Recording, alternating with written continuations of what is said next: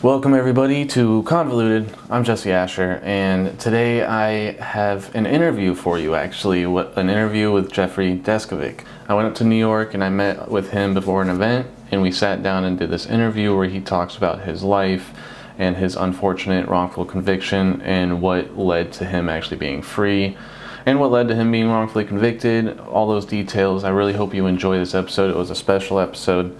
And leave a comment and a like to show your support. Thank you guys, and here you go.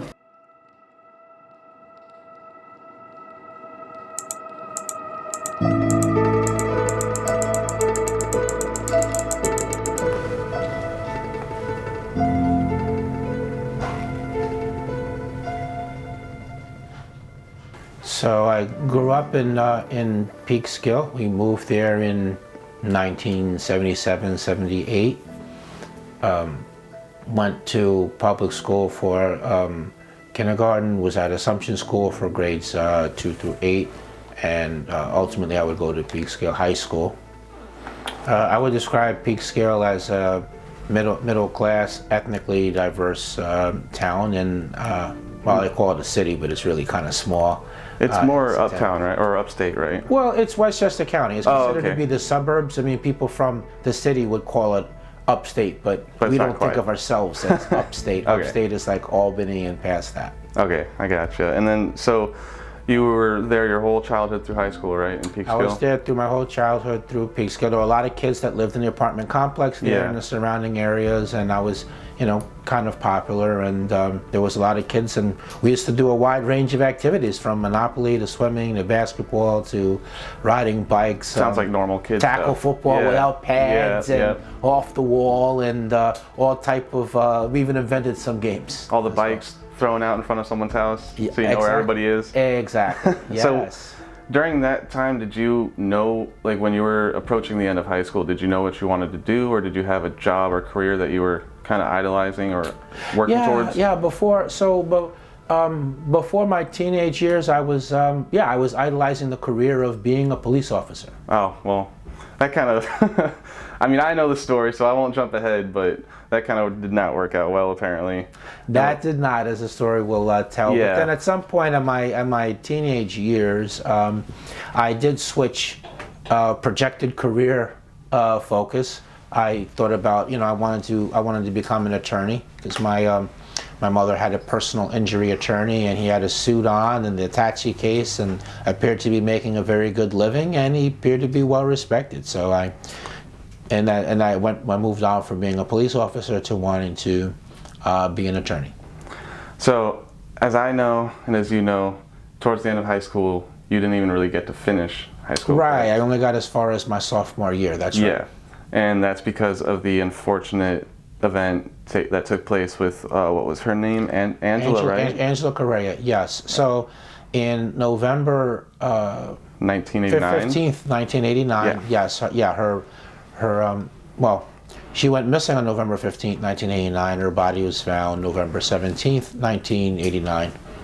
And it was, was kind of like a surprising thing, a shocking thing. It really, the whole town kind of like stopped. I mean, parents were bringing parents were concerned with their own safety of their children. They were bringing their kids to high school, picking them up right after school, and coming back home. And there were town hall meetings discussing progress of investigation and safety tips. No, that wasn't something common in that area, right? It was not common at all in that area. No, it was even to the point that it was so uncommon that free mental health counseling was set up for anyone who wanted to have it, just to process what had happened. Well, that's at least nice of the city to kind of provide. Yeah, I agree with you. That was a nice gesture. So do you remember where you were when you heard about her unfortunate killing and death? Yeah, I was, yes, I was it was in the apartment where I lived at with my mother and grandmother in Peekskill and Crossroads Apartments, and I remember reading the newspaper. So it had been in the newspaper a day before that, teen missing with her picture, and then the next day they ran another article which said teen found, and had like a map of the area and body found, and it said that she was found naked from the waist down. Did you get emotional, or did you not know her too well, or how were you feeling? I was a sensitive teenager, so I would Yeah. say I was emotional. I had emotional reaction to it. She was in my class, two of my classes as a freshman, one as a sophomore. I knew her name, she knew mine. But that was really it. We weren't even Yeah. really on a high-by basis. But still, nonetheless, I mean, it had been my first brush with death, and I did have emotional Oh, yeah. reaction to it. So like many people, I went multiple sessions of the wake. I went to the funeral, the internment, but and then again, many people in the city of Peekskill did that, and it affected many people emotionally. So in that aspect of it, I don't think I was all that different from many other people. Well, it's understandable. I mean, I can almost relate it to like one of my grandparents passing away, who I didn't really know well, didn't really interact with them well, but it's still, you hear that news and you're like, oh man. And then it starts to hit you, and the emotions hit, and you don't even understand why, because you didn't really have a great connection with them. Correct. But you're a human, and if you have feelings, it's just not understanding death.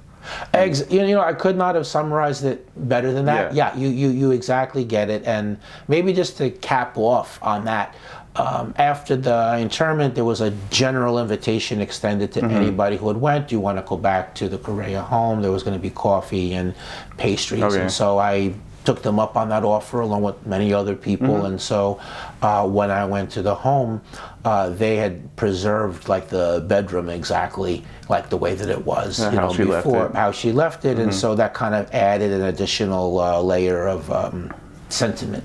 Yeah, you kind of see it and kind of feel like, dang, this was her room, and she's not here anymore. Correct. And it's just, I can understand how that would hurt and hit somebody, even if you're not a direct friend.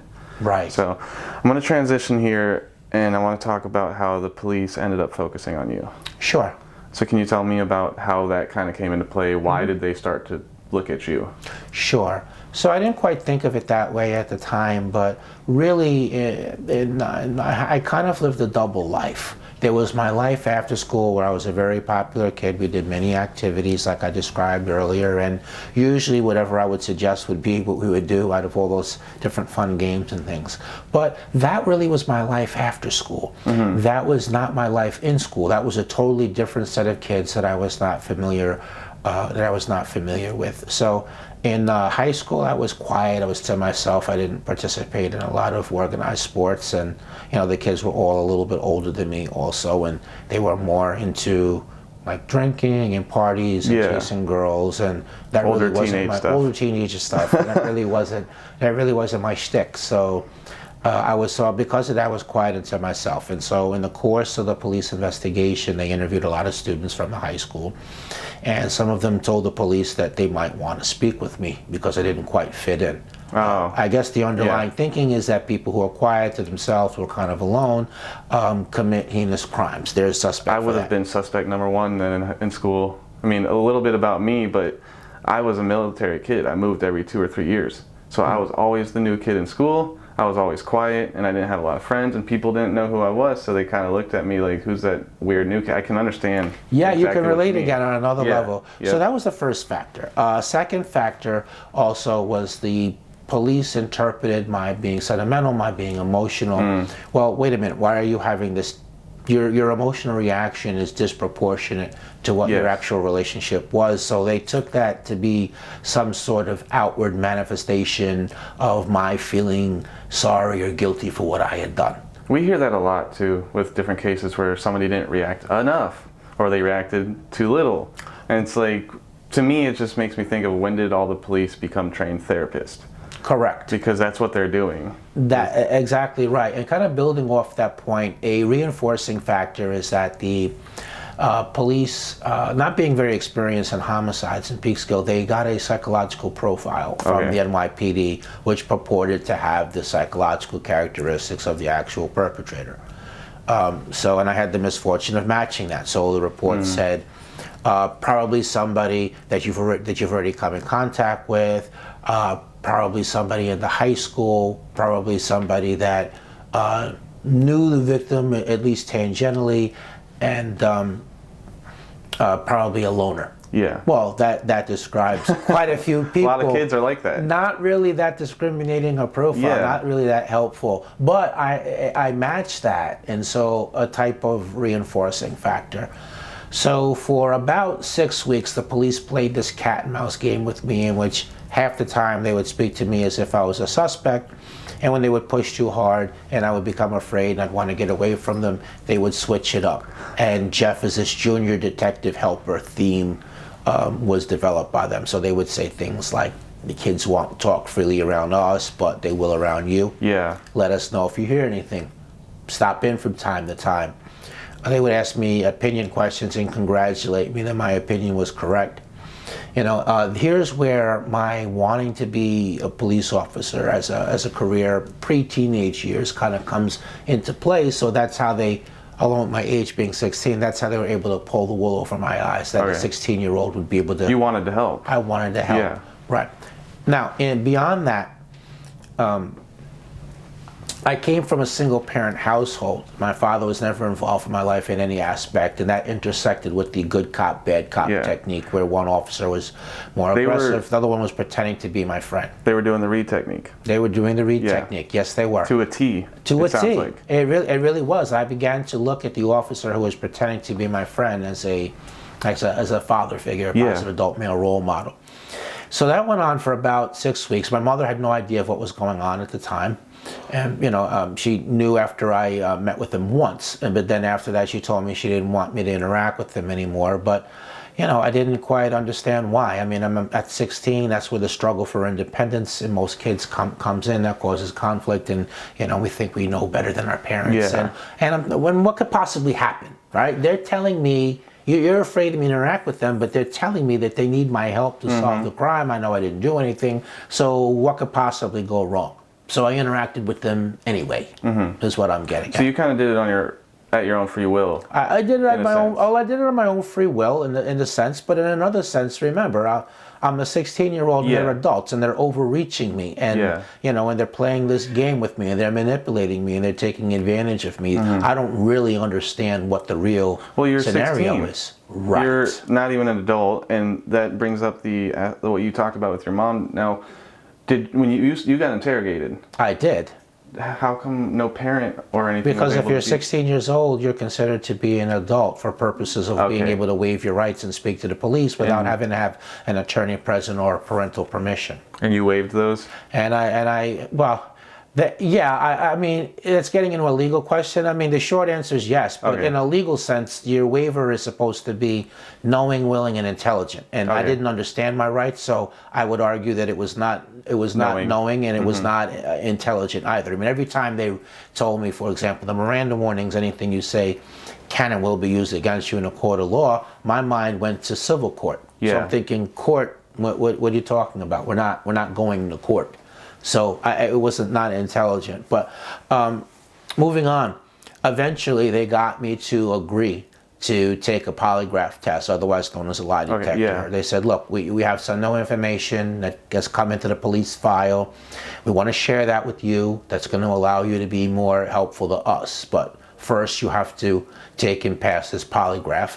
And on top of that, if you pass the polygraph, you know, we can stop that portion of the conversation that pertains to you as a suspect, and we can focus on finding the actual perpetrator. So I agreed to that. Okay. And so the next day, rather than report to the high school, I went to the Peekskill police station for the polygraph, which I had heard through the rumor mill other people had been polygraphed at the Peekskill police station, so I was thinking it was going to happen. It'd be okay. It'd be okay. Yeah. One of those moments where you're like, I could do this, and they'll stop looking at me. Right, exactly. Plus, exactly. Plus, I can be more helpful to them. So, because it was a school day, my mother and grandmother thought that I was in school, so they didn't call around looking for me. They had no idea anything was wrong. And they drove me from Peekskill, which is in Westchester County, New York. They drove me across county lines 40 minutes away by car. And they drove me to Brewster, which is in Putnam County, which meant that I was no longer able to leave on my own. I was totally dependent on the police. I had no idea where I was. I didn't have any money. I had no independent way of escape. Yeah, and you're still a minor. And I'm still a minor. Right, exactly. Which just, that part just doesn't... Right, let's not ever lose track of that. It doesn't compute that you were a minor, but they were treating you as if you were some career criminal adult almost, but at the same time they were playing to your feelings, be like, well, we're just trying to help you out. Right. And you are helping us, so we're doing each other a favor in a sense. Correct. Yeah, you understand it perfectly. Yeah. Yes. Yeah, the way I wish I understood it back then. Well, I'm also not 16, so Correct. I am an adult, and I'm actually going to be 29 soon, so I'm still young, but I'm old enough to where I probably would have made those same mistakes when I was 16. Right. That's why it's like I could never blame you or anybody else that does that as a minor, because even my opinions on the death penalty has changed in the past 10 years, you know? Mm-hmm. So it's like, who can blame you when you're a minor, you're 16, and you're trying to appease and help? Correct. And you want to help because an innocent girl was killed, and you're trying to help the best way you can to solve that. Exactly. And make your town safe. Yes. Mm-hmm. So I'm at this office now, and the polygraphist is a Putnam County Sheriff's investigator, Daniel Stevens, but he's dressed like a civilian. He's in a suit. He does not identify himself as law enforcement. Never reads me my rights, so I have no idea he's a cop. Yeah. They didn't give me anything to eat the entire time I was there. I had no attorney present. How long were you there for? I ultimately would be there for 6.5 to 7 hours. Nothing to eat? Nothing to eat the entire time. Nothing to drink? Well, I'm going to get to that part. Okay. Can I add just a half a second? Yeah. Okay. They give me a 4-page brochure which explains how the polygraph works, but it has a lot of big words in it that I don't understand. And you're a minor. I'm a minor. Right. Important theme. But I pushed past my own concern because I reasoned, well, look, I'm here to help the police, so what does it matter? Let's just get on with it. Yeah. And then they put me in a small room, and that's where the polygraphist gives me countless cups of coffee. I was not a coffee drinker, and it seems fairly clear the purpose of giving me the coffee was to get me wired up. Well, caffeine, I'm not a medical expert or anything, but I know caffeine, it raises your adrenaline and blood pressure. So it makes you more anxious. It makes you more anxious, right. The whole premise of the polygraph is that the theory is if a person tells a lie, it'll result in you becoming nervous. The nervousness will result in an increased pulse rate. It's the pulse rate that's actually measured by the machine. Yeah. But the problem though is, if fear would increase the pulse rate, and getting me wired up certainly, seems kind of... I'm sure it's a stressful moment too, to just have all that connected to you. You have people with you that you don't really know. It just seems, I don't know, it seems like it would make you anxious without the coffee. Right. And then you add on the coffee. I agree with you. Yeah, and then from there he attaches me the polygraph wires to me. So now I can't, I'm fairly immobile. I can stand up, but I can't walk around. And then he launches into his third-degree tactics. So he invades my personal space. He raises his voice at me. He keeps asking me the same questions over and over again. And he keeps that up for 6.5 to 7 hours. I'm sure no matter what you said wasn't good enough for them, right? Correct. Yeah, they could be exactly right. And and again, I'm 16 and I'm not used to even talking with adult males, much less or authority figures, much less one that's carrying on like he is. And as each hour passes by, my fear increases in proportion to the time. So finally at the end, I guess he was just frustrated with his not being able to get me to confess. So he finally says, kind of an exasperated voice, what do you mean you didn't do it? You just told me through the polygraph test result that you did. We just want you to verbally confirm it. And so that really shot my fear through the roof.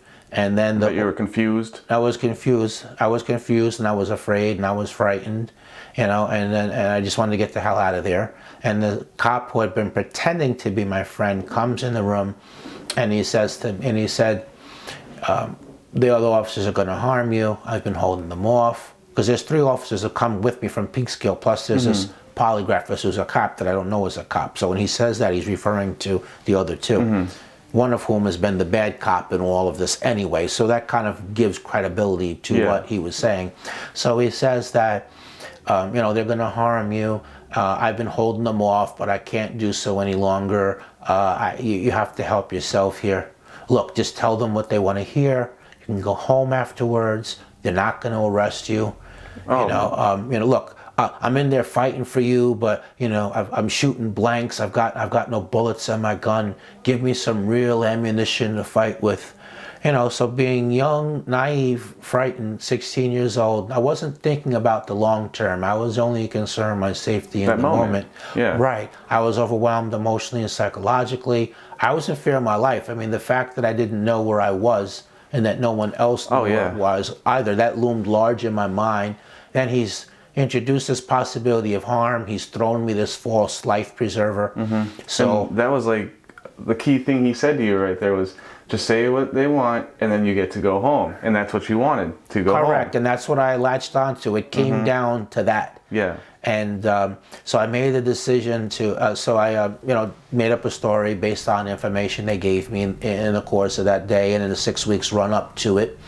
And by the time it was all said and done, I had collapsed on the floor in a fetal position, crying uncontrollably. Obviously, I was arrested.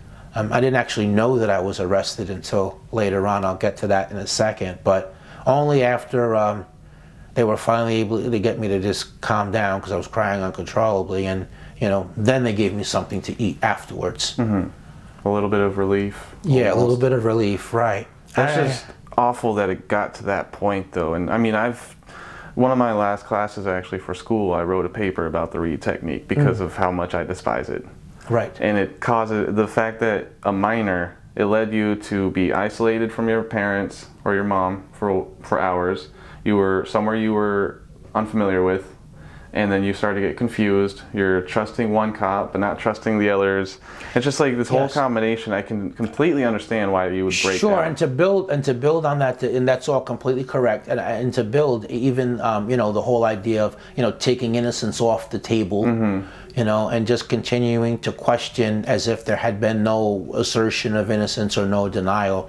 That's also part and parcel of part and parcel of the Reed technique, and trying to make the crime seem understandable. Yeah. That's also part of it. I would do that if I was in this situation, and we jealous, and I could understand that, making it sound understandable. But of course, and the subtle message that it sends. I mean, well, things that are understandable are not punished, right? Yeah. They're not wrong. They're understandable. But then when you come to court, it's presented in a totally different matter, a totally different light. Yeah, so that's all done, and then I don't even know I'm arrested. They give me something to eat. It's time to leave. They put handcuffs. They try to put handcuffs on me, and I said, well, why are you handcuffing me? You told me I wasn't going to be arrested. Yeah. And the lieutenant just says, safety. More confusion, I'm sure. More confusion. So we get in the car. We drive back to the Peekskill Police headquarters. The police. They disappear. Only the bad cop is there. But they told me they're going to have pizza. So I'm eating pizza, and I'm interrupted at various junctures by uniformed police officers that are carrying out different aspects of the processing. And so finally, when it came to the fingerprints and they put the ink on my hand and everything, I remember that really pissed me off, because I'm here trying to eat pizza and they've got ink on my fingers. And so the only cop I see that I recognize is the bad cop. And I said to him, why is he doing that? I'm trying to eat pizza and I've got ink all over my fingers now. Yeah. And he says, oh, he has a right to do that. And I said, well, what do you mean? What do you mean why? He has a right to do that. I was told I wasn't going to be arrested. And that's when he said, oh, you are being charged with the crime. And that's when I realized. It started to sink in that I was arrested, that gloom and doom, and now all of it suddenly starting to process what actually happened. So your confession, I put in quotes because we all know it wasn't a real confession. Correct. Was not videotaped, audio taped, no signed confession, strictly the cops. It was forced too. And it was coerced and forced. It was forced. It was forced, and it was false as well. And from what I understand, from what you quote and confess to, it didn't match any of the actual details, right? It did not. No. So in my story, I said that I hit the victim over the head with a Gatorade bottle. In those days, the Gatorade bottles were made of glass, not plastic. Yeah. But what I'm saying is that the type of injuries that the victim had, per the coroner's testimony, you would not have been able to inflict that type of injury with a Gatorade bottle. And plus, there was no shattered or broken glass at the crime scene. There's no shards of glass in her body anywhere. So this does not match the physical evidence. And then on top of that, which this part just gets me really angry when I think about it, especially even after the Reed technique, confessing you to the, or making you confess and forcing you to the point where you're crying under, in the fetal position. Right. But they had done a rape kit, correct? They had done a rape kit, and they got DNA? They got DNA. Seminal fluid was found in and around the victim, and they compared that to me, and it did not match me. But rather than acknowledge they made a mistake, that should have been the end of the story. That should have been the end of the story. So go home. Go home. And that happened after I was arrested, but before the trial started. But what happened was that the prosecutor got the medical examiner to commit fraud. So when there's an autopsy is done, there's written and audio notes which are taken. And it was only after doing the autopsy, 6 months later, hundreds of autopsies later, and the DNA doesn't match me, that's when the medical examiner says that he remembered that he forgot to document medical evidence, which he said showed that the victim had been sexually active, which is what opened the door for the prosecutor to argue, aha, that's how the DNA doesn't match you. So they changed their story. Guilty. Well, yeah, right. They added that in there, and then he took it a step further, and he mentioned another youth by name that he claimed had slept with the victim, but he never set the proper evidentiary foundation for that. So he never had a DNA sample taken from him to prove that scientifically. He never called him as a witness. He just simply made the unsupported argument to the jury. But in addition to that,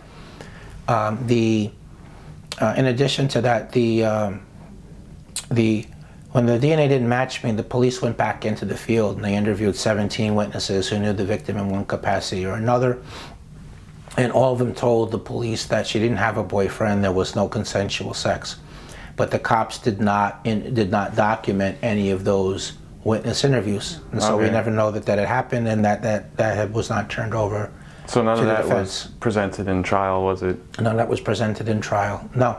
Now, they got away with that because of two things. So firstly, the victim's family was not coming to court, so they had no idea that, what the ugly things that were they were basically saying that she was promiscuous in court in order to try to wrongfully convict me. So the family was not coming to court, so they have no idea that was being said.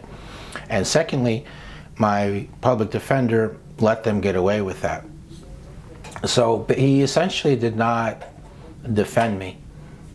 So I can't remember, did he ever get or I guess did you kind of get claims of ineffective assistance of counsel? No, I did not. No, not on the criminal side. No, Okay. Later on when I'm seeking compensation, they're named for legal malpractice, but we didn't make the ineffective. We'll get to that. So he essentially didn't defend me. He never interviewed or called as a witness my alibi. I was actually playing wiffle ball when the crime happened. He never explained to the jury the significance of the DNA not matching me. He never used that to argue that proved the confession was coerced and false. Rarely met with me. Whenever he did meet with me and I would try to explain to him that I was innocent and what happened in the interrogation room, he was always shutting me up. One time he told me he didn't care if I was guilty or innocent. Oh, that's a good lawyer. Right. When it was time to cross-examine the medical examiner and expose his fraud, he instead stood up in open court and with a big smile on his face like they were friends from back in the day, said to him, "You're going to be pleased to know that I don't have a single question for you." How? I have a million questions, and I'm not even a lawyer. Right. How did he not have anything? He should have never represented me in the first place because of conflict of interest. So this other youth that the prosecutor was falsely saying had slept with the victim was represented by another member of Westchester County Legal Aid, and specifically by the lawyer who was supposed to be supervising him on my case.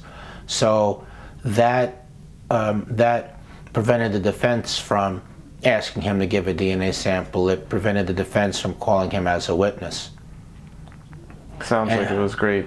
And then the other thing also I wanted to testify. Now, as I mentioned, the so-called confession was not was not recorded. Mm-hmm. So I wanted to take the stand. When you defend the case with a false confession, you have to answer that confession. You have to explain it. You have to disprove it and bring it all together in your closing argument. But he didn't do any of that. Sometimes he argued to the jury the confession never happened at all.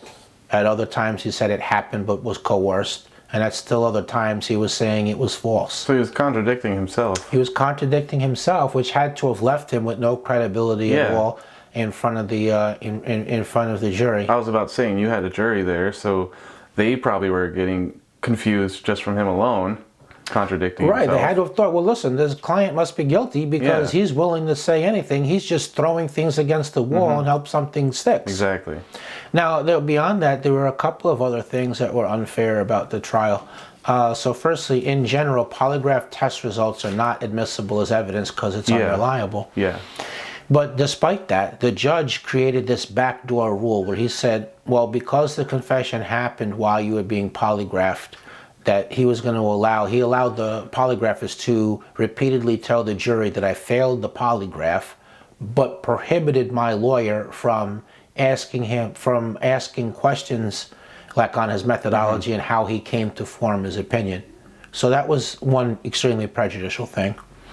Another thing is that the victim's clothes, including the bra, had been admitted into evidence, and that intersected with one of the statements in the false confession where I said that I ripped her bra off. Well, there's some bras that you're not able to rip off. So the jury asked to see the bra. And we thought, meaning the defense, well, they're thinking like we want to think. Maybe they're going to see you can't rip that kind of bra off, and they're going to conclude that the confession is false and coerced, and that would equal a not guilty verdict.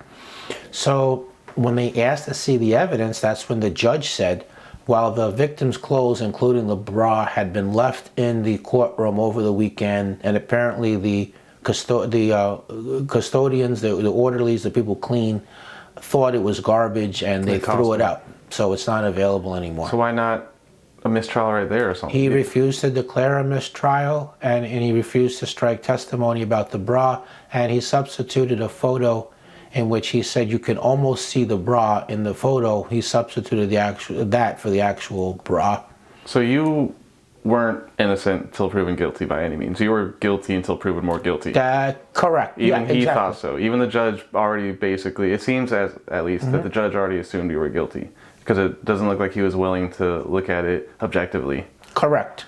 I would agree with that. And the last thing was that this was deep into December, and on the third day of the jury deliberations, they sent out a note saying, well, if we don't reach a verdict, are we going to be sequestered over the Christmas holiday? Yes. And the judge said yes. So I learned later that at that point it was 11-1 for a conviction. There was one holdout juror that did not think I was innocent, and they were all pressing him. And then when that note came back, that ratcheted up the pressure, and then none of them wanted to be there over the Christmas holiday, including him. So he switched his vote to guilty. And so all of that. Oh, so he thought you were innocent. He thought I was innocent. I think you missaid that. He that said one juror, that holdout juror, thought that I was innocent. Oh, okay, yeah. I thought you said he thought you weren't innocent, and so the other. No, I meant to say I meant it's the other way around. I got you. Yeah. So you had one holdout. The judge put the pressure on him to basically say, "I'm going to steal your holiday time, or you come up with an answer." Right. So they came up with an answer, even though there was clearly at least one that didn't believe in it. That's right. So how long did they deliberate for? Yeah, close to 3 days. 3 days? Yeah, like 2.5 days. Okay, and then you were found guilty. I can't imagine, like, what did you feel or think like in that moment, or did you just go numb? Did you freeze? So when it was announced that the jury reached a verdict, I kind of froze, and there's like a picture of me where I'm just kind of like frozen when they mentioned that they reached a verdict, but before it was read. And from there, I moved because I was like sitting in the audience because other cases are going on while they're in the back deliberating. Yeah. Right. So from there, I go to the defense table, and then this saying popped in my head that I remember I had heard in the county jail from the other inmates there, and they said, well, make eye contact with the jury, because when they come back to the room, because if they found you not guilty, they're going to look at you and they're going to smile. But if they look away from you, They don't make eye contact. they make eye contact, that means they've convicted you. So they come in the room, and I'm looking at them, and they're all looking away from me. They're not making eye contact. I remember that saying, but I'm thinking, well, wait a minute, that saying must be wrong. That can't be right. That can't be right, because I'm innocent, and they're going to find me not guilty. And they're not guilty. Right. And so they read off the first 3 charges, and and the first 3 was not guilty, not guilty, not guilty, and the next one they said guilty, and like I couldn't, and I'm like, well, wait a minute, did I just hear that right? Yeah. Did I miss the word not? And then they read off another charge, guilty, and then the last charge, guilty. I couldn't believe it. I was just sitting there stunned. I mean, I couldn't believe my own hearing. My head was kind of spinning, and I was just in a stunned disbelief. Like I didn't know what the heck to think, because up until that point in time, in my mind, I thought the only guilty people were convicted. And that's kind of how. That's why I've gotten so interested in doing whatever I can to help in any sense, because I used to think the same thing. I always kind of believed more of the cops' stories, and well, he's there for a reason, he's in court for a reason. Obviously, Jesse, if you didn't do it, they wouldn't have arrested you for it, right? Exactly. You're not taking the stand. Well, what do you say? Right. You're not taking the stand. Well, what are you hiding? He's in handcuffs. He's got to have done something. Correct. And that's how a lot of people see it. And I know there's a lot of bias even with juries before anything happens with court. That's why some places require that you can wear a suit. Because if you go in a jumpsuit, orange jumpsuit, handcuffed, the jury's already going to have a bias. That's right. They're already going to think you're guilty. They're not going to look at you objectively and think of you as innocent until we can see the evidence. And it's just heartbreaking how it happens like that. It really is. And of course, I'm so sorry that happened to you, and the fact that your mom, how did she deal with all this? Yeah, it was very difficult for her. So just to go back to the verdict scene there, so kind of like at a sporting event, when she hears the first 3 not guilties, and she kind of like jumps up and she's getting ready, and then you hear the guilty and guilty and guilty, and it's like one extreme to the next. I think she was kind of in disbelief. I had been arrested as an adult, tried as an adult, so still a minor, right? Still a minor, right? I'm 17 at this point, but still a minor. And so, I'm not on bail any longer. When you get convicted, they put you go in jail. And so I remember on the day of the sentencing, I begged the judge to overturn the verdict, and because I was innocent, and I referenced the DNA to support my contention. He actually told me on the record, he said, maybe you are innocent. But that didn't lead him to step up for justice and overturn the conviction. He took the easy way out, which was to give me a 15 to life sentence, where I was sent to a men's maximum security prison to serve. So what happened to without a doubt? Right. Clearly he had some doubt. Right, and his doubts had to have been based on the DNA. Not matching and this questionable method of interrogation. So after you were found guilty, where was it that you were sent? Yeah, I was sent back to the county jail. Okay. And how long were you at county jail for? Somewhere between 30 to 45 days. Okay. And then I went back to court and sentenced, and then from there, a few weeks after that, I was sent to the New York State prison system. And you were still 17 at that time? I was still 17 at that time. I can't imagine how frightening that would be, honestly. It was extremely frightening. I remember being in handcuffs and having a chain around my waist, and my legs are fastened together, and I'm fastened to the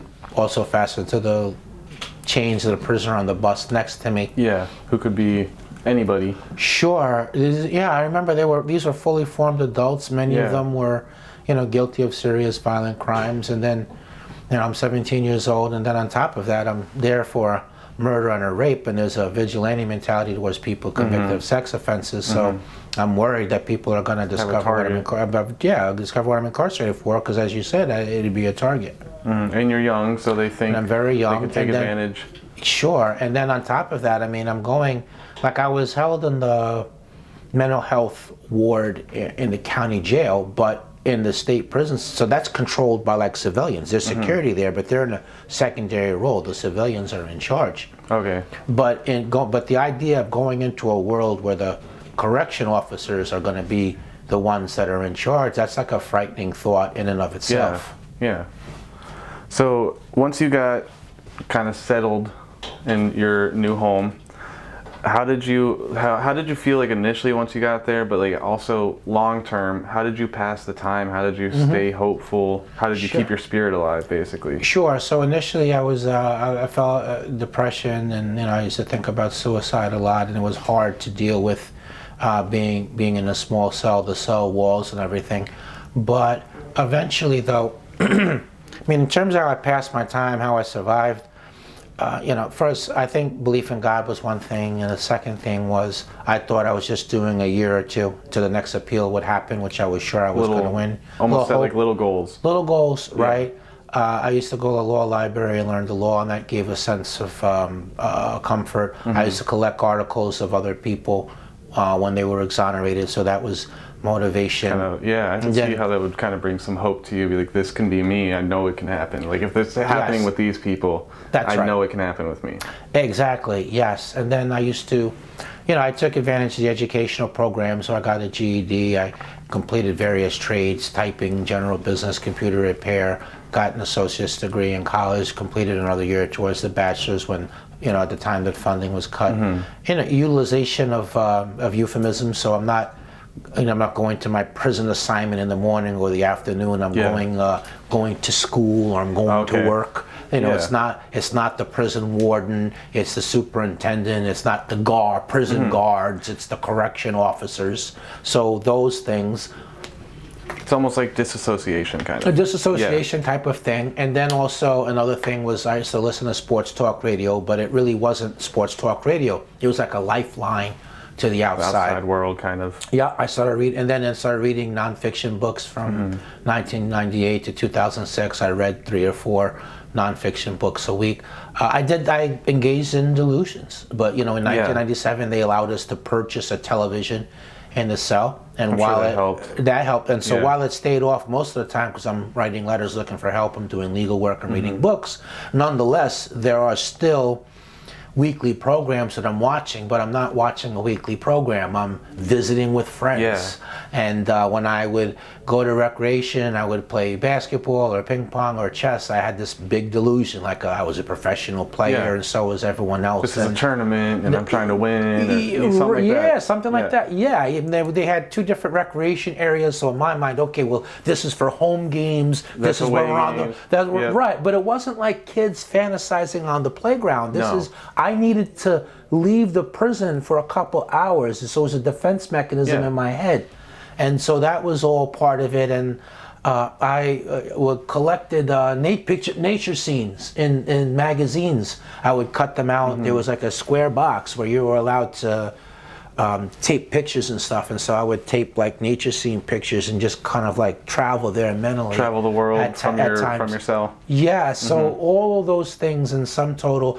There was another prisoner there named Frank Sterling who was innocent also, and we used to get together once every 6 weeks, and like half the conversation would be about trying to keep each other going morale-wise, and the other part of it was we were like planning, brainstorming, like what's the next move to try to overturn the convictions and go home.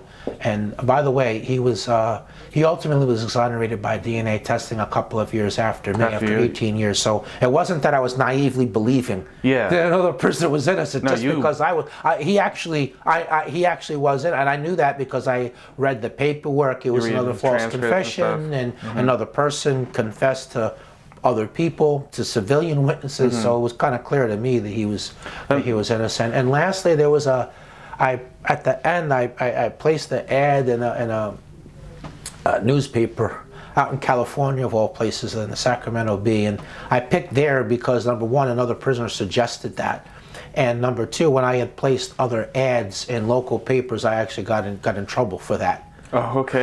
The correction officers, they had nothing better to do, and they thought that my referencing that I was innocent and looking for a pen pal and hoping people could raise money that for the legal defense, that was soliciting. Yeah.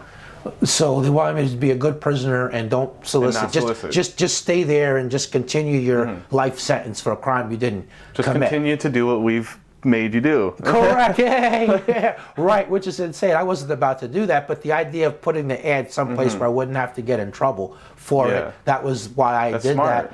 that. And of course my thinking was, all right, it'll start out as a pen pal, but I'm hoping at some point the conversation will roll around to, what are you doing in there, by the way? Yeah. And that would give me the chance to explain I was innocent. Maybe they'd look into it. Maybe they would believe in me. Maybe they could build that bridge between me and the legal help that I needed, as I had read it happen in other cases. So all of that was part of my thinking into putting the pen pal ad in. And somebody actually did answer me. The pen pal ad, yes. Okay. So this pen pal that I didn't know from anywhere, it was a key factor in my last year. So my appeals were over, and then I wrote letters for 4 years looking for legal help, because the only way back into court when your appeals are over is if you can find some new evidence, right? Yeah. Or there's some new change in the law. So I didn't have money to hire an attorney, so hence writing letters trying to find people to take my case for free, investigator, attorney, find some new evidence. But so that letters went on for 4 years. My appeals were over, letters went on for 4 years, rarely getting answers other than the occasional no. Then I made the appearance at the parole board, where because I maintained my innocence rather than expressing remorse and taking responsibility, I got turned down for parole. They ordered me to appear in front of them 2 years later. And it seemed fairly certain at that point, 15 years in, that I was going to die in prison from being wrongfully imprisoned. Right. So that last year, my point is that was the hardest. I'm sure. And this pen pal seemed to show up in the nick of time. Because I was openly asking the stranger that I didn't know from anywhere, hey, do you think I should just give up? Do you think I should just quit with all these letters and hoping there's some new change in the law? Maybe I should just commit suicide and just get out of here. That's the only way I'm ever going to leave. It almost seems like your faith kind of came right at a crucial point. Correct. In a sense. Yeah, that help came. Yeah. No matter what someone believes their faith is, but like your faith came in at the crucial point. And then eventually you were in contact with the I wound up in touch with the Innocence Project. A letter that I wrote to a book author in care of a publishing company was instead sent to an investigator. She believed in my innocence when she saw the DNA didn't match me. In fact, she never heard of a case where the DNA didn't match somebody and yet they had been found guilty. So she connected me to the Innocence Project. She suggested I write them. And then she lobbied them from outside the organization. She got other respected legal entities to write them and lobby them also. And last I got lucky. There was an intake worker named Maggie Taylor. She was not an attorney. And so the Innocence Project takes cases where DNA can show innocence, but in which there had been no prior testing. Yeah.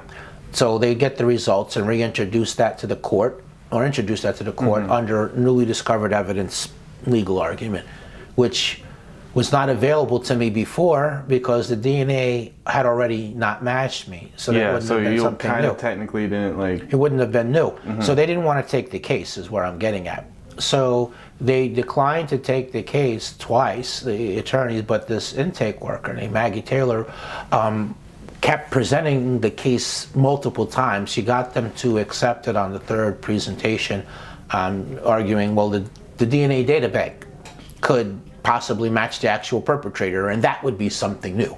There you go.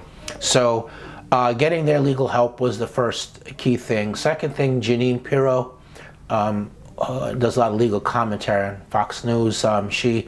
She left office. She was not the DA when I was convicted, but she did take office before the first appeal was decided. So she kept the ball rolling. She was her office that fought all 7 appeals. They fought me getting further DNA testing. They got me thrown out of federal court the legal paperwork arrived 4 days too late, which because of the incorrect information by the court clerk. So with her leaving office, it was the next key. And the third thing was we got lucky the actual perpetrator's DNA was in the data bank. Right? It popped up. It matched him because left free while I was doing time for his crime, he killed a second victim 3.5 years later who was a school teacher and had 2 children. So on September 22nd, 2006, the conviction was overturned. I was released. I went back to court November 2nd, 2006, at which point all the charges were dismissed against me on actual innocence grounds. The actual perpetrator, when confronted with the DNA, he admitted he was the person who committed the crime. He admitted that to law enforcement, but also to a reporter on video camera. So he was ultimately charged and convicted of the crime. And ultimately the DA had issued a report that had been put together by 4 independent experts, which explained the various ways that the system broke down, which culminated into my wrongful conviction and preservation of that conviction for 16 years. Of course, it is awesome that you did get that help and eventually were exonerated. And it reminds me of another case that I actually looked at in Montana. Very similar circumstances to where it was 2 guys that got convicted for a robbery and a murder. And then they eventually tested the DNA and found it matched another guy who later went on to kill an older couple who should have been in prison the whole time because they didn't they didn't go through trial the way they were supposed to, and they trusted they trusted resources that they shouldn't have trusted, and witnesses that were lying, and just it's a whole mess. But it makes me think a lot like that, where it's just like because they did it wrong, another person lost their life. Other people lost their lives. More people lost their lives. Correct. And it's just like, how can they justify that? And how can so many prosecutors and so many systems throughout this country, how can they keep proceeding with these methods if it keeps showing that it doesn't work? And there's endless examples of it, especially now. Right. There's so many. All right, well, I could go on to a whole side conversation about different cases that would piss me off. But so after you got released, well, not after, when you heard the news that you were going to be released. Yes. What was that day like? How did you feel? And what did you first do when you actually got to go and experience freedom again? Right. So I found out the news the day before I was released. The officer opened up my cell and he said I had a visit, and I didn't believe I had a visit because I wasn't expecting anyone to see me. I had him call the visiting room floor and double check, and sure enough, I had a visit. So I remember I went back in my cell. I was putting on this visiting room shirt because that's your only public appearance. When you go in the visiting room and everybody has, like a visiting shirt. So I'm hurrying up down there because I need to get there before 11 o'clock because that's when the count happens. And if I'm not in that room before the count happens, my visitor is going to be waiting a couple of hours. Okay. So I'm hurrying up and I'm buttoning up my shirt as I'm running there, and I'm thinking who the hell came to see me? So I come in the visiting room, and this lady is sitting there, and she's waving at me like this, and I wave back, but I'm thinking, who the hell is this? I think that she's got me confused. Yeah. Or maybe she knows me from a different visiting room, because I'm in Sing Sing now, and I've only been there for 27 days at this point. Oh, okay, yeah. And so the guard comes back to the desk, and I said, well, who came to see me? And she looked at me like I was nuts, and she said, well, don't you know who came to see you? And so I lied to her and said, yeah, sure, of course I do. Because if I say no, she might make an inquiry, and the end result of it all is the visit is canceled. Yeah. So I just said yes, and I walked over to this woman who's waving at me, and she introduces herself as Nina Morrison. She's my attorney, and then she says, and remember, my antennas are up. I'm looking for anything at all out of the ordinary, because that normally spells trouble for me. Yeah. So she says that the items have been tested. And I said, well, wait a minute, hold on. What do you mean they've been tested? They're not supposed to be tested for another month. And she said, no, they've been tested, and the results match the actual perpetrator, and you're going home tomorrow. I bet you didn't sleep that night, right? Well, before that, I said, no, I'm not. and we went back and forth 3 times, and she literally had to sit there and hold my hand for the next 3.5 hours, and my head is spinning, and all these random thoughts are occurring, one thing after the other, and I'm articulating out loud, and she's just listening and holding my hand, and every now and then she butts in and says, are you ready to talk about tomorrow? I'm like, no. Get it away from me. Don't play with me like that. Not entertaining. I'm not going home tomorrow. No. And and that went on like that for like 3.5 hours, like a mental paralysis, if you will. A little back and forth. Right. And then eventually, what made it real is she said, look, if you look up at the clock, there's about a half hour left in the visiting room time, and there's a ton of things to do between now and tomorrow with the media, and I need to get your clothing sizes, by the way, and that's kind of what made it real when she mentioned about the clothing sizes. Yeah. And then I felt better for about 5 minutes.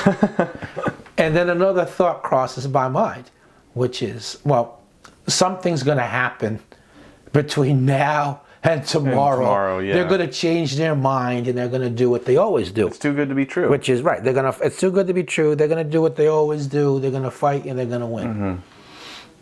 Unfortunately. So that was what, so I did not sleep very much at all the night before. In fact, I stood up and, and they gave garbage bags, by the way, like to put your property in, to then go to an area where they like take inventory and process what you're putting in these bags. Okay. And everything so when they brought these garbage bags to me, this thought came in my head. When I first went upstate into prison, I remember shortly after I arrived at Elmira Correctional Facility, I remember hearing these 2 guys talking to each other. They were all in a cell, but they were talking one cell to the next. And this guy said to the other, man, if I win my appeal, it's going to be like somebody in here hit the lottery, because I'm going to find somebody that don't have anything, that's just starting out with their sentence, that has no outside support whatsoever, and I'm going to leave them all of my clothes, my hot pot, my typewriter, you name it, I'm leaving it,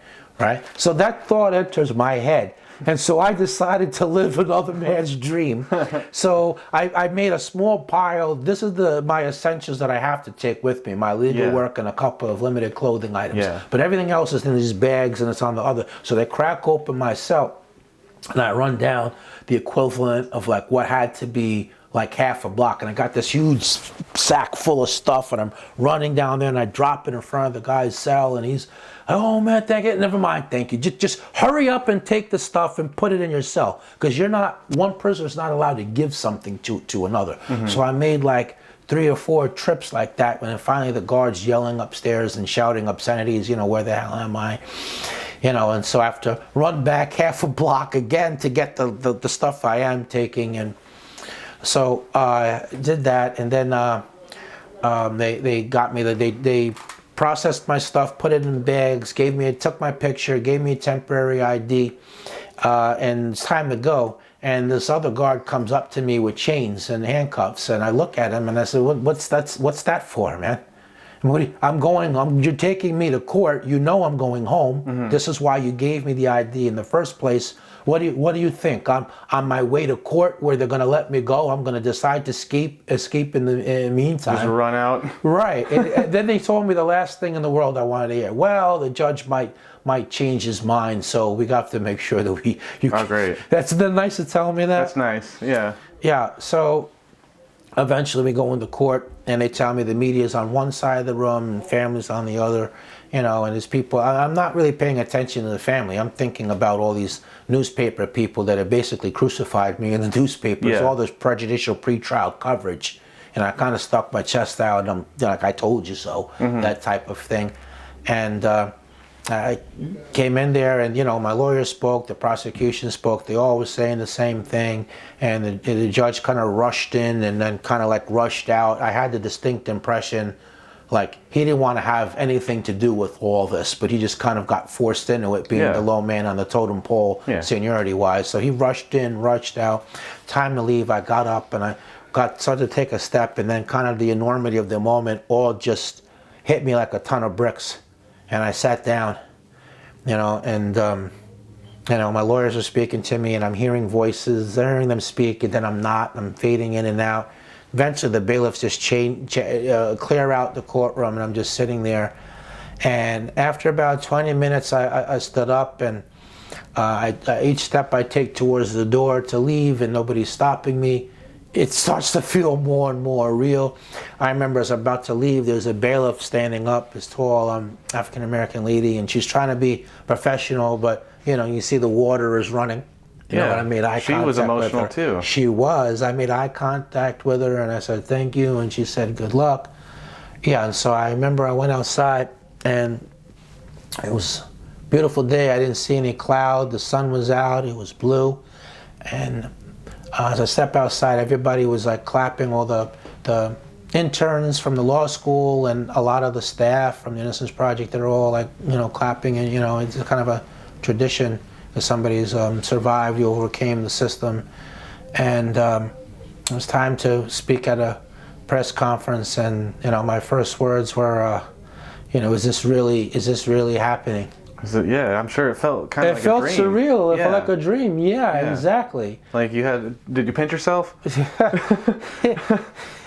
Everything but that, everything short of that, yeah. And I spoke for like 2.5 hours off the cuff, anything I ever had the chance to think about but could never quite get anybody to hear me on. Was there a lot of watershed? Yeah, it was like a watershed. Just what I thought I was wrapping up, another thought dawned on me, then another one, and you know, and eventually we went to, I finished and we went to, and by the way, it was disorienting them asking me questions standing there. I said, well, look, hold on, I took it back to like I saw on television, like, you know, like a White House press conference, and somebody would stand up and say their name and who they're with and then ask the question. So I asked them to do that format so that I could make some sense of things. So you know who's who kind of. Yeah, right. Kind of organize it in your head, basically. Correct, yes. And then from there we went to an Italian food restaurant, and I had mussels with marinara. I had a side of some big ziti with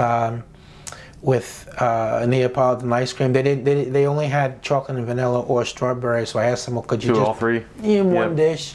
Yes, exactly. And so I remember I had a spoon. I'm going like this. There were a couple of members of the media that came there, and they took a picture as I was eating the ice cream. And so for that brief half a second, I kind of sort of imagined, well, this must be what it's like if somebody's famous and then the paparazzi jump at it. Everybody wants your attention. Yeah, everyone wants your attention and take the picture. So I did that. Then we went to, I was a town car, went to my aunt's house, and we lived in Rockland County.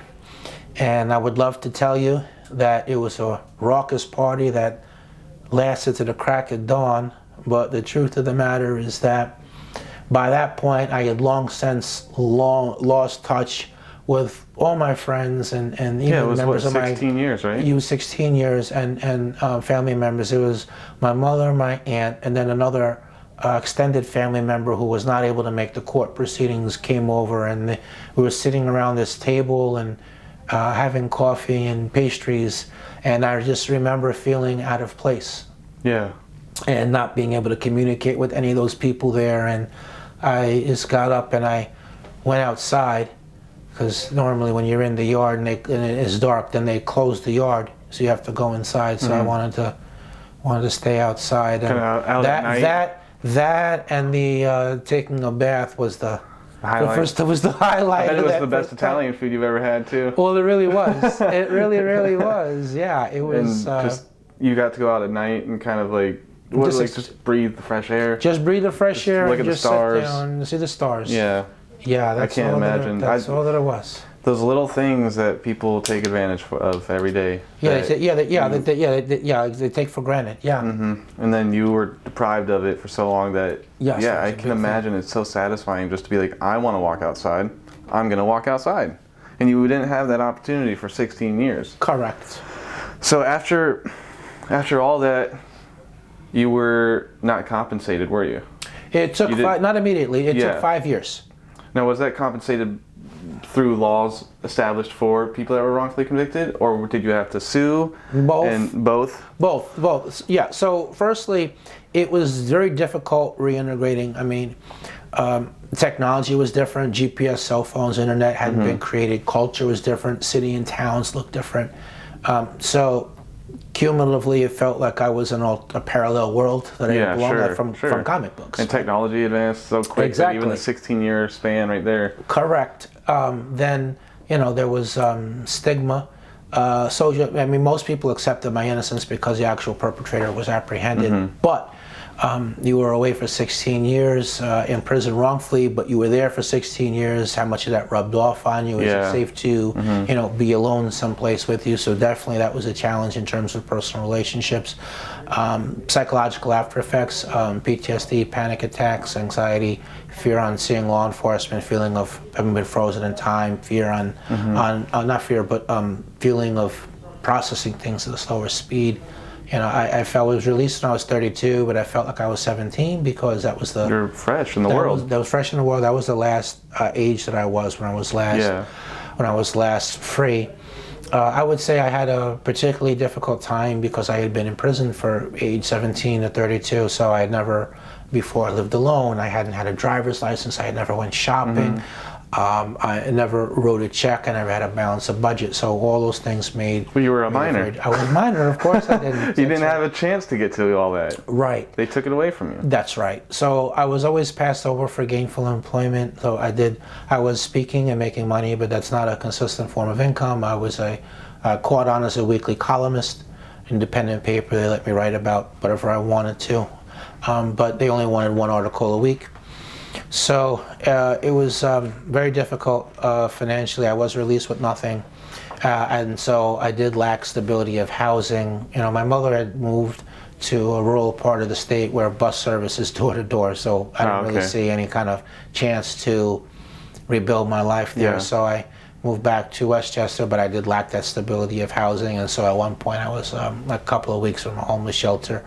Mercy College, which gave me a scholarship to finish the bachelor's, recalling I was within a year of that when funding was cut. They gave me a scholarship to finish the degree. They gave me the meal plan, and then they allowed me to live on campus. So that's how I avoided the homeless shelter. I did file a lawsuit seeking compensation in state court. I also filed a federal civil rights lawsuit, but that took 5 years before I got anything. And so I had all those difficulties. It was very lonely as well. But at the same time, from that moment of speaking at that press conference, the light bulb went off, and I felt, well, I could be an advocate. I could be part of the innocence movement without necessarily being a lawyer. Yeah. So I started speaking. I was writing. I was trading privacy for awareness, so doing media interviews. I was regularly meeting with elected officials. Finished a bachelor's degree, got a master's from John Jay College of Criminal Justice. My thesis is on wrongful conviction cause and reform. And after 5 years, I did get some compensation. So I wanted to continue the policy work and educational, but I wanted to simultaneously be able to work on freeing people, hence using some of the compensation to start Jeffrey Deskovic Foundation for Justice. And we've been able to free 11 people and that's awesome. Help pass 3 That's amazing. laws. That's really amazing. And then we're part of a bigger coalition called It Could Happen to You, and so we helped pass another 6 laws that way. And at some point I became not satisfied with sitting in the front row of the courtroom. I wanted to be able to sit at the defense table, make some of the arguments, hence going to law school and being an attorney now. It says a lot that you took some of the money you rightfully earned to start something to help other people when you could have just taken it and just hung out by yourself and relaxed for as long as you wanted, basically. I don't know how much you got exactly, but you could have but you took a good chunk of it and you started a foundation. And so before we close out, I want you to talk about that. Tell us what your foundation is, and then also lastly, how can anybody help, support, contribute, donate? How can people get involved? Sure. So our mission is to free innocent people and pursue policy changes aimed at preventing that. And so the foundation, we take cases, we regularly meet with elected officials. We do our policy work through the coalition group, It Could Happen to You. So we're active in policy work in New York, Pennsylvania, and California. We have 17 cases that are active now. We are trying to raise money because we're at capacity right now, and we have 7 cases that are approved but waiting. We don't have the bandwidth to work on them. So in terms of how people can assist, so We are definitely looking for additional board members. We're looking for donors of all sizes, small, mediums, and even large. We do have a website. There is a campaign on a website called Patreon, which is for people who are willing to be recurring monthly donors. My ultimate vision is to have a chapter of the foundation in each state and ultimately in each country, because I see this really as a worldwide issue, not as a American issue or even a New York issue. And that'll be when we're able to get support from the public. So imagine if there were 25,000 people, for example, that were willing to donate $3 to $5 on a recurring monthly basis in order for innocent people. That would be a rather sizable donor base, and we will be able to hire additional lawyers, investigators, paralegals, other essential personnel.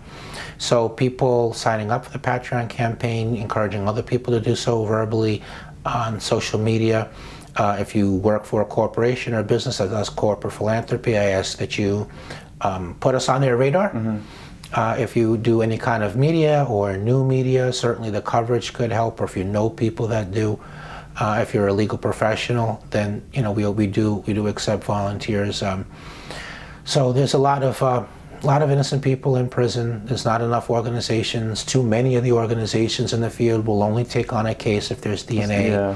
That's only 5 to 12% of the cases. There's a lot more cases that may not have the availability of DNA, but we're still a wrongful conviction. And they're still winnable. Do boots on the ground investigative work. So that's one of our distinguishing features is, we do DNA and non-DNA, and we advocate for some policy issues that they privately agree with us on but don't want to take on. And we're started by somebody coming from being wrongfully imprisoned. So those are definitely ways that people can help. And what was the website again? Yeah, it's a Patreon website. So if you Google Deskovic Foundation and the word Patreon, Patreon, so you can donate that way. That's our preferred method because people can see that way, and so more that agree, more pile on. But we also have our website, deskovic.org, deskovic.org, and there is a PayPal feature there if people would like to donate that way, or if you have one kind of skill or trade or another, if it's grant writing, if it's fundraising or newsletters, or you do public relations, or any type of discipline that would lend itself to a nonprofit entity, we definitely need as much assistance as we can. It's a really big problem. Well, I think we're going to close out right there. Thank you so much for doing this, and I really hope that even if I can get one person to make that monthly subscription to the Patreon or Patreon, I don't know how it's pronounced, and sure, Patreon.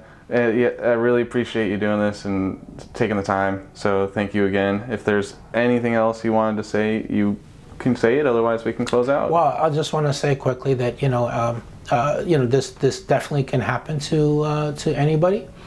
So I want to make that point, and I want to shout out Restorative Justice International. I serve on their Global Advisory Council, and I advise them on criminal justice and wrongful conviction issues, and I do a lot of work with them also. So I wanted to mention that also.